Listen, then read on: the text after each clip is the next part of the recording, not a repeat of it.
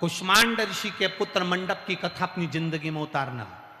एक शंकर भगवान की आराधना कर कर जल चढ़ाकर आ रहा था, हाथ का खाली लोटा जिसमें वो शिव जी के चढ़े हुए चरणामृत को, शंकर भगवान के जल को लेकर आ रहा था, गंगा के जल को लेकर आ रहा था, और हाथ से वो लोटा खसक गया, हाथ से वो जल का पात्र नीचे गिर गया। जैसे गिरा, सीढ़ी पे से लुढ़कता हुआ वो पात्र नीचे आ रहा था, और उस पात्र का जल कुष्मांड ऋषि के पुत्र मंडप पर थोड़ा सा छींटा लग गया, मात्र एक अंश के बराबर छींटा, एक अंश।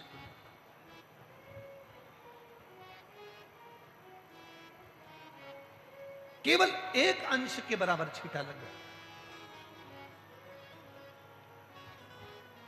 मंडप के शरीर पर जो महादेव के गंगा जल का जो छींटा पड़ा, बस मंडप की जिंदगी बदल गई।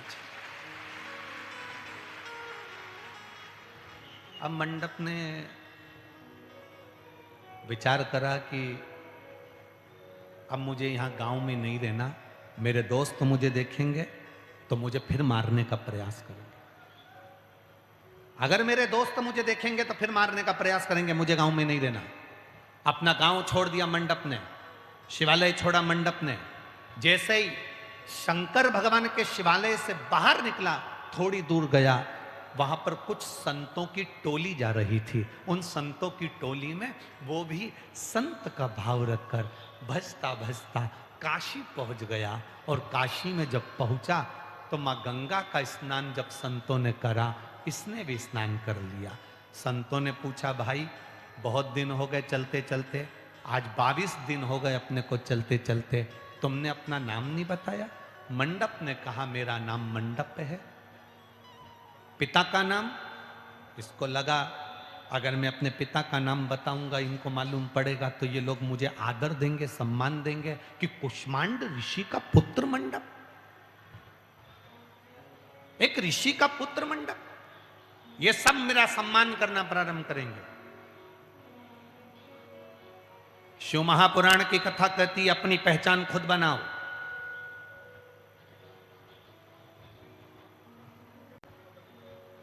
पिता का नाम दुनिया में चल रहा है, दादाजी का नाम दुनिया में चल रहा है, अपने घर के बुजुर्ग का नाम दुनिया में चल रहा है, पर बेटों को ऐसा होना चाहिए, संतान को ऐसा होना चाहिए कि वो अपनी सत्ता, अपनी धाक और अपना वैभव स्वयं बनाए और दुनिया के आगे प्रेषित करे।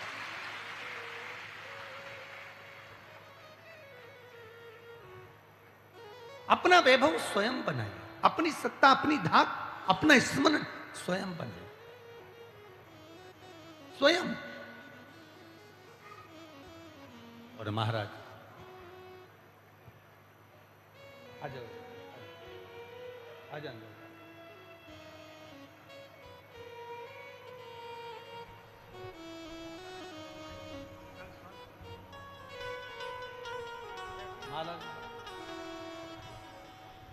अपनी धाक, अपनी सत्ता, ले बाबा, ले बाबा, ले बाबा।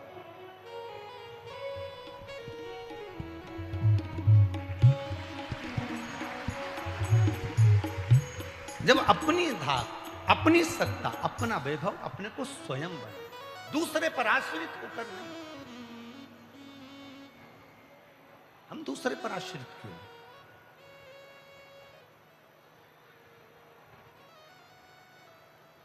पिता का नाम चल रहा है, दादाजी का नाम चल रहा है, ताऊ जी का नाम चल रहा है, काका जी का नाम चल रहा है। अपना वैभव अपने को स्वयं बनाना थोड़ा समय लगता है बाबा। शिव महापुराण की कथा कहती है, 5 चीजें धीरे धीरे मिलती हैं। कितनी चीजें? 5 चीजें धीरे धीरे मिलती है। पहले नंबर पर है राह। हमें अच्छी चलने की राह धीरे धीरे मिलती है। दूसरे नंबर पर कपड़ा भी, जो बुनाई होती है, कपड़ा बनने में थोड़ा समय लगता है, धीरे धीरे पूरा कपड़ा बुनाता है।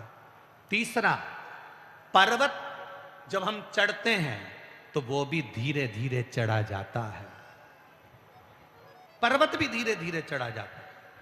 विद्या चौथा है, ये भी धीरे धीरे हमारे हृदय में प्रवेश करती हुई हमें मंजिल तक लेकर चली जाती है, विद्या।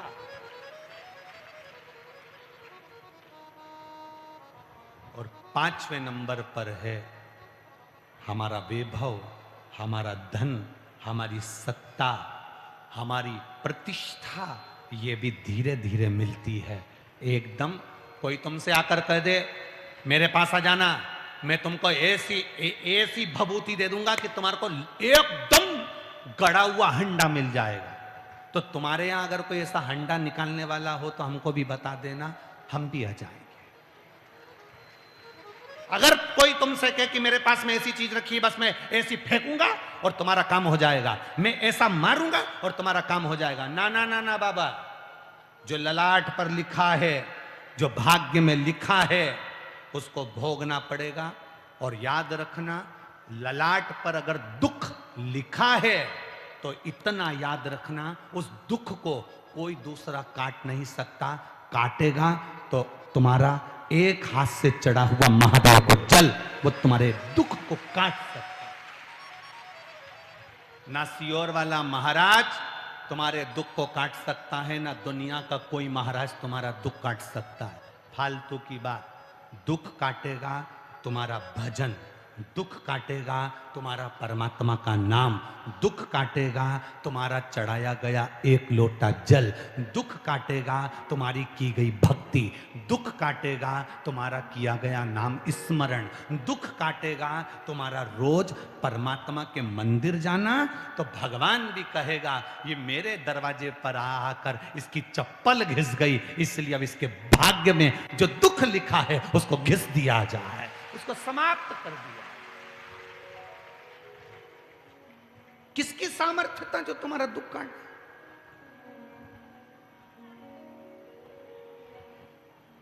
ईमानदारी से बोलना, राम जी के समय में क्या गुरु कमजोर थे?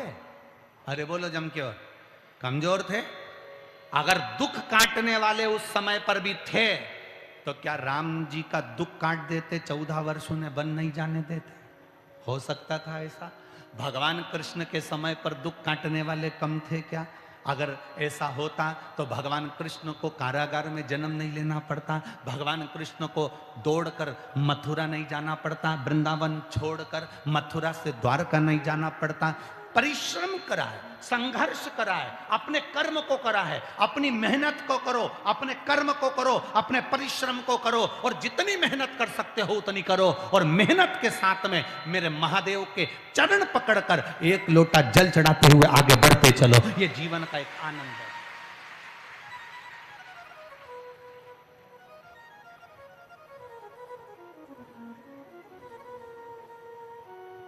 अच्छा, तुमको खांसी चलेगी और तुमको खांसी आ रही है, तुम पड़ोसन से कह दो खांस दे, उसके खांसने से काम चल जाएगा? अरे बोलो तो रीजी जी हो, नहीं। अब तुम्हें छींक आ रही है, तुम पड़ोसन को क्यों छींक दे, उसके छींकने से काम चल जाएगा? नहीं। ठीक है, अब तुम्हारा पेट दुख रहा है और पड़ोसन को कह दो दवाई खा ले, तुम्हारा पेट बंद हो जाएगा क्या?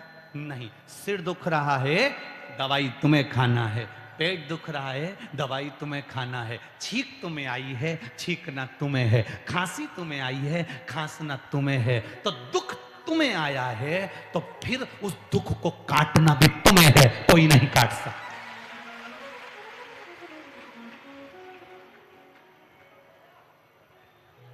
व्यर्थ के प्रपंच में मत पड़ना, अपने दुख को अपने को काटना है। तो वो दुख कटेगा कैसे? क्या करना पड़ेगा दुख को काटने के लिए? कहीं नहीं जाना। कोई तुमसे कह दे यहां जाओ, कोई कहे वहां जाओ, कोई कहे यहां जाओ, कहीं मत जाओ। तुम्हारे मोहल्ले में, तुम्हारी गली में, तुम्हारी कॉलोनी में, तुम्हारी सोसाइटी में, तुम्हारे क्षेत्र में जो शंकर का शिवालय हो वहां पर जाओ। क्योंकि हमारा नियम है, हम जब पैसे जमा करते हैं तो पास का बैंक ढूंढते हैं, पैसे निकालते हैं तो पास का एटीएम ढूंढते हैं, पेटीएम ढूंढते हैं, ये पास का क्षेत्र ढूंढते हैं। उसी तरह तुम्हारे पास का बैंक होगा तो कभी भी जमा कर दोगे, कभी भी निकाल लोगे। पास में शिवालय होगा, कभी भी जाओगे तुम्हारा दुख मिट जाएगा, कट जाएगा। तुम्हारे पास के शिवालय में, तुम्हारे नजदीक के शिवालय में जाइए।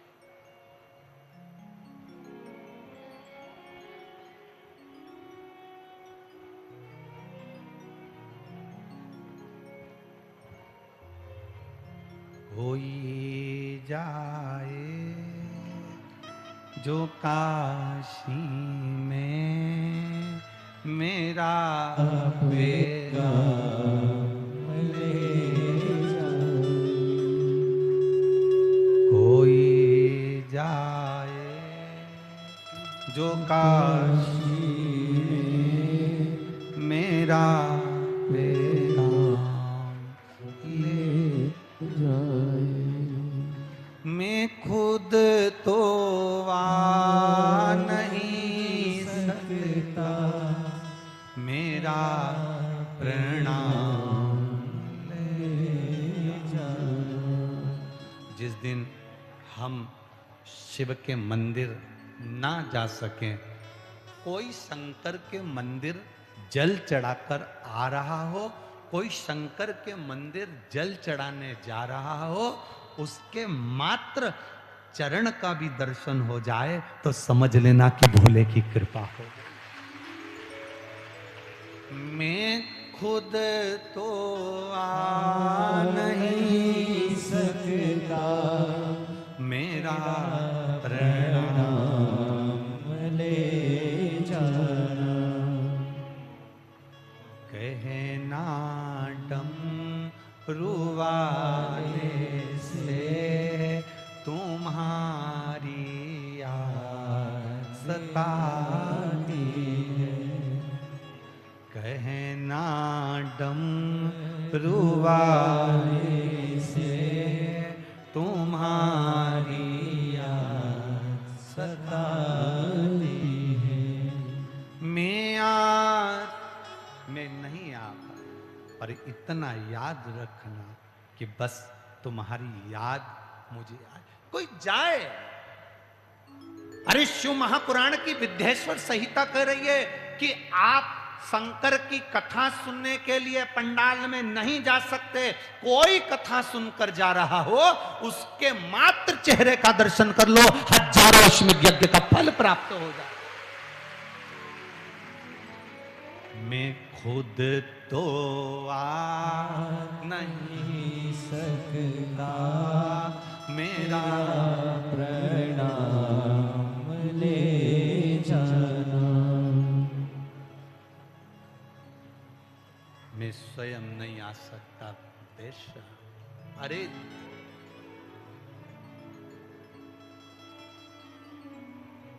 हेलीकॉप्टर कहीं पर भी उतर जाता है क्या? अरे बोलो जम के जरा। नहीं, एच चूने से हेलीकॉप्टर उतारने के लिए स्थान बनाया जाता है। एच हेलीकॉप्टर हेलीपैड पर उतरता है। मेरा महादेव हर कहीं नहीं उतरता। जहां शिव महापुराण की कथा होती है, नंदी को यह हेलीपैड दिखता है और उतर जाता है। ये नंदी का हेलीपैड है, ये मेरे महादेव का हेलीपैड है। और ये हेलीपैड हर कहीं नहीं बनता। अभी दतिया में बना था 5 दिन तक, तो महादेव अपने नंदी के समेत यहाँ उतरते रहे, रोज उतरे रोज उतरे। जब तो तुम्हारा भंडार भराएगा तब तो कृपा करेगा। वो रोज उतरा। अब ये नया हेलीपैड बन रहा है। वो तो जब जब कहते हैं नेताजी आते हैं तब हेलीपैड बनता है, तो जब महादेव आता है तब शिव महापुराण का पंडाल बनता है। ये अब अभी यहाँ बन गया, अभी अगला हेलीपैड बनने वाला है राजगढ़ में 19 तारीख से 23 तारीख तक 5 दिन 1 बजे से 4 बजे तक उतरेगा हेलीकॉप्टर। महादेव आए और लोग कहे अरे डमरू वाले आ जा तेरी याद, मेरा ये भरोसा। आप भी क्या करते हो यहाँ बैठकर, उसी को तो बुलाते हो। आती आपको ये लाइन? अरे बोलो तो, आती? जरा बोलना। अरे डमरू वाले आ जा तेरी याद सताए, मेरा ये भरोसा कभी छूट न जाए। छुपा कहाँ आजा भोले, ओ डमरू वाले आजा, तेरी याद सताए, मेरा ये भरोसा कहीं छूट न जाए। ओ डमरू वाले आजा, तेरी याद सताए, मेरा ये भरोसा कहीं छूट न जाए। ओ डमरू वाले आजा, तेरी याद सताए, मेरा ये भरोसा कहीं छूट न जाए। छुपा कहाँ हो भोले बाबा, ओ डमरू वाले आजा, तेरी याद सताए, मेरा ये भरोसा कहीं टूट न जाए। ओ डमरू वाले आजा, तेरी याद सताए, मेरा ये भरोसा कहीं टूट न जाए।